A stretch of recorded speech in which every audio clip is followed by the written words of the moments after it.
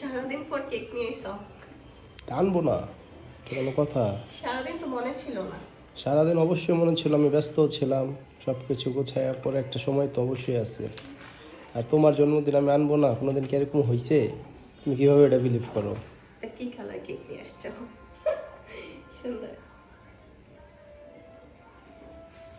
এই প্রথম আকাশি কালার কেক না? হুম। আমি তো জানি আমার জন্মদিন ভুলেই গেছো। এটা কি? আমি বললে কি চলবে?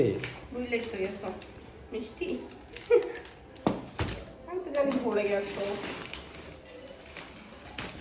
এটা কি সিপি চিকেন ফ্রাই না?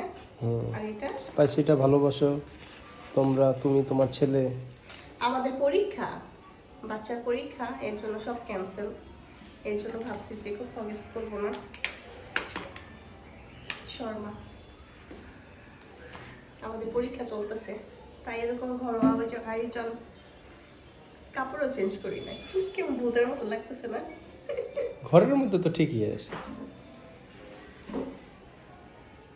উইশ করো, উইশ করতে জানো না? আমি তো উইশ করছি তোমাকে, তারপর আবার করি happy birthday my dear Janu.